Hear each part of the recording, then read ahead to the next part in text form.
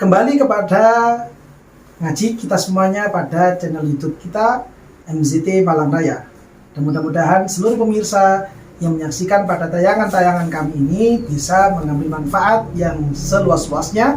Dan mudah-mudahan kita semuanya, terutama para pemirsa dalam channel MZT Malang Raya, senantiasa diberikan kekuatan oleh Allah Ta'ala untuk bisa mengamalkan ilmu-ilmu yang telah kita dapatkan. Amin ya rabbal alamin. Pembahasan kita kali ini pada kesempatan yang sangat berbahagia ini melanjutkan ngaji kita di dalam kitab Fathul Qorib, yang mana pembahasan ini akan menerangkan tentang yang namanya faskhun nikah. Apa yang dimaksud dengan faskhun nikah dan bagaimana konsekuensi-konsekuensi ketika terjadi faskhun nikah, atau juga sebab apa saja yang bisa menyebabkan boleh melakukan faskhun nikah. Begitu juga nanti apa perbedaan antara faskhun nikah dengan talak? Apakah sama atau berbeda? Itu yang akan kita bahas pada kesempatan kali ini. Sebagaimana disebutkan di dalam kitab Fathul Qorib, beliau, Syekh Muhammad bin Qasim Al-Ghazi, memulai ucapannya dengan mengatakan, "Tsumma syara'a fi uyubin nikahi al-musabbitati lil khiyar fihi." Berikutnya kemudian pembahasannya adalah tentang aib-aib.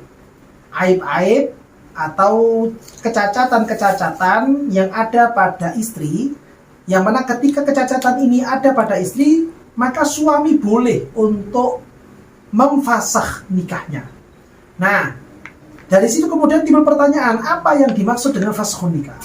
Faskhun nikah maksudnya adalah tidak melanjutkan hubungan rumah tangga, tidak melanjutkan tali rumah tangga. Artinya rumah tangga ini yang sudah terjadi, yang sudah ada akad nikah sebelumnya, ini dibuyarkan. Namun buyarnya ini bukan melalui jalur perceraian. Buyar begitu saja, dan ini boleh ketika aib-aib dari pernikahan betul-betul ada terjadi pada salah satu pasangan. Entah itu pada istri, atau itu terjadi pada suami. Lalu kemudian apa yang menyebabkan beda antara faskhun nikah dengan talak? Talak atau cerai itu juga sama-sama membuyarkan tali rumah tangga. Kalau faskhun nikah juga sama-sama membuyarkan tali rumah tangga. Yang menyebabkan beda bagaimana? Disebutkan di dalam keterangan Syekh Ibrahim bin Muhammad Al-Bijuri, beliau menyatakan, "Wa fawaidul faskhi arba'atun wa in ja'alaha ba'duhum salasatan." Faedah-faedah atau hikmah-hikmah yang menjadi pembeda antara faskhun nikah dengan perceraian itu ada 4 macam. Walaupun ulama-ulama yang lain mengatakan ada 3 macam. Apa saja itu? Yang pertama, al-ula an la yanqusa adadut tolaqi. Jatah atau hak seorang suami mentalak istri itu maksimalnya adalah 3. Tapi kalau yang dilakukan ini adalah faskhun nikah, maka hak cerai dari si suami yang jumlahnya 3 tadi itu tidak terkurangi sama sekali. Taruhlah misalkan yang dicontohkan di sini, falau fasakha marratan, summa jaddadal aqda, summa fasakha saniyan, wa hakadha lam tahrum alaihil hurmatul kubra walau balagha salasa au aksar. Yang artinya seandainya ada seorang suami yang suami ini menfasakh istrinya, artinya membuyarkan tali rumah tangga dengan istrinya. Lalu kemudian setelah difasakh, karena ada suatu sebab yang melegalkan, ternyata si istri ini kemudian sembuh dari sebab tersebut. Maka si suami boleh nikah lagi, membarui akad nikahnya kepada si istri. Taruhlah misalkan setelah akad nikah yang kedua ini, sebab itu muncul lagi. Lalu kemudian si suami memfasakh lagi. Maka terjadi 2 kali fasakh ini sama sekali tidak mengurangi jatah talaknya si suami. Jatah atau hak talaknya suami yang hanya 3 itu tidak terkurangi sama sekali.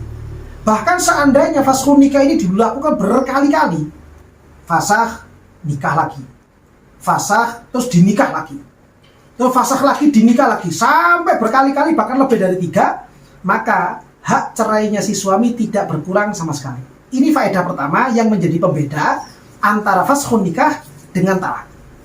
Kemudian berikutnya yang kedua, asaniyatu annahu idza fasakha qabla ad-dukhuli fala syai'a alaihi. Seandainya ada seorang suami yang suami ini menfasakh istrinya. Karena tentunya karena sebab yang legal, sebab yang diperbolehkan. Bagaimana? Dan fasakh ini terjadi qabla dukhuli, sebelum si suami menggauli, berhubungan badan dengan istrinya.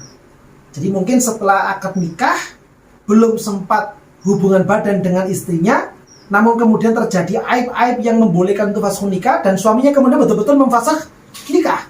Kejadian seperti itu, fala syai'a alaih, maka si suami tidak ada kewajiban memberikan sesuatu apapun kepada istrinya. Berbeda dengan talak, berbeda dengan cerai. Yang dicontohkan, wa idza talaqa qabla dukhuli, seandainya ada suami yang dia itu menceraikan istrinya, dan cerai ini terjadi sebelum melakukan hubungan badan dengan istrinya. Jadi akad nikah, kemudian belum sampai hubungan badan, si suami ini kemudian menceraikan istrinya, itu ada konsekuensi bagi si suami. Apa itu? Yang disebutkan adalah wajaba nisful mahri. Si suami wajib membayar separuh mahar. Jadi kalau misalkan waktu akad nikah ini si suami akan membayar maharnya ini, taruhlah misalkan 2 juta misalkan. Lalu kemudian si suami ini menceraikan istrinya sebelum dikumpuli, sebelum hubungan badan, maka yang wajib diserahkan kepada si istri adalah 1 juta, bukan 2 juta. Separuh dari maharnya wajib diberikan. Karena apa?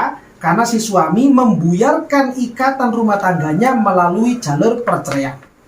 Tapi kalau membuyarkan rumah tangganya ini dengan jalur faskhun nikah, maka si suami tidak ada kewajiban untuk membayar apa-apa.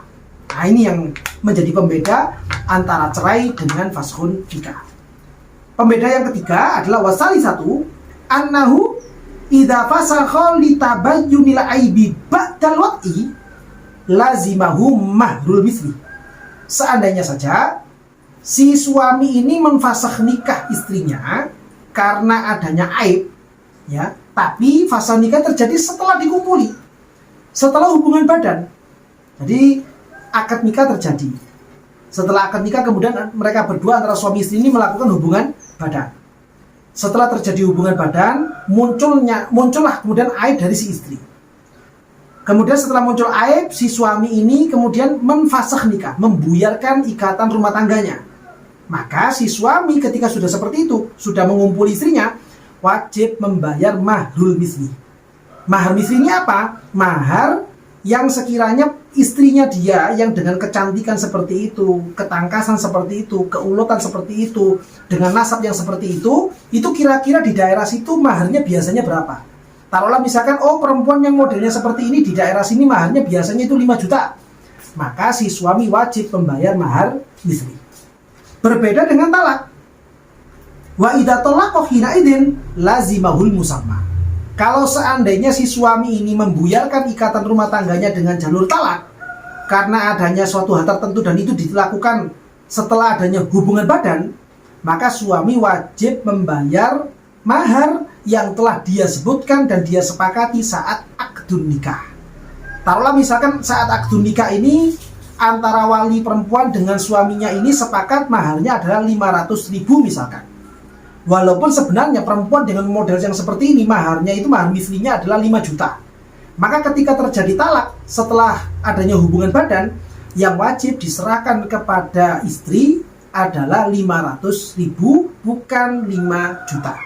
Ini yang menjadi pembeda antara faskhun nikah dengan talak dari bagian yang ketiga.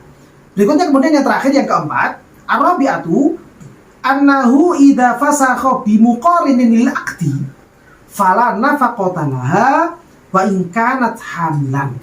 Ya, seandainya saja seorang suami ini memfasakh istrinya bi muqarinin karena adanya aib, yang aib ini muncul bersamaan dengan akad nikahnya.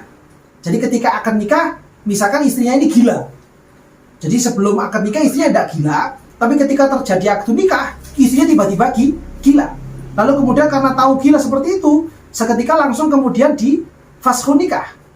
Maka si suami la nafaqata laha wa in kanat hamilan. Tidak ada kewajiban memberikan nafkah walaupun istrinya itu dalam kondisi hamil. Ya, tidak ada kewajiban. Bi khilafi ma idza talaqa fil halatil mazkurah fatajibun nafaqatu.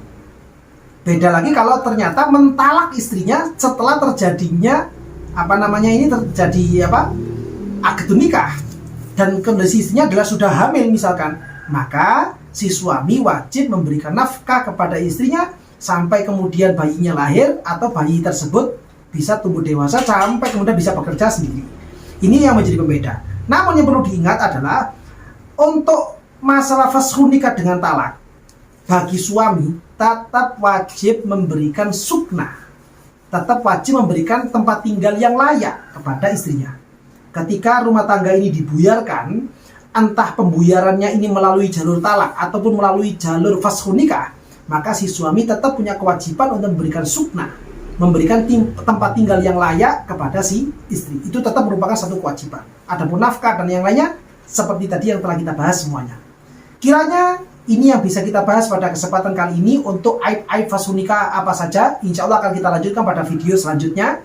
Dan saya ingatkan kembali, sekiranya para pemirsa semuanya ada hal-hal yang kurang jelas atau mungkin ada pertanyaan-pertanyaan, bisa disampaikan di kolom komentar atau mungkin langsung mengirim pesan kepada nomor admin yang telah tertera di video ini. Mudah-mudahan kita semuanya bisa diberikan kemanfaatan oleh Allah Ta'ala dalam ilmu-ilmu kita, dan mudah-mudahan lagi kita semuanya, pemirsa semuanya, senantiasa diberikan kekuatan oleh Allah untuk bisa mengamalkan ilmu-ilmu yang telah kita dapatkan. Amin ya rabbal alamin.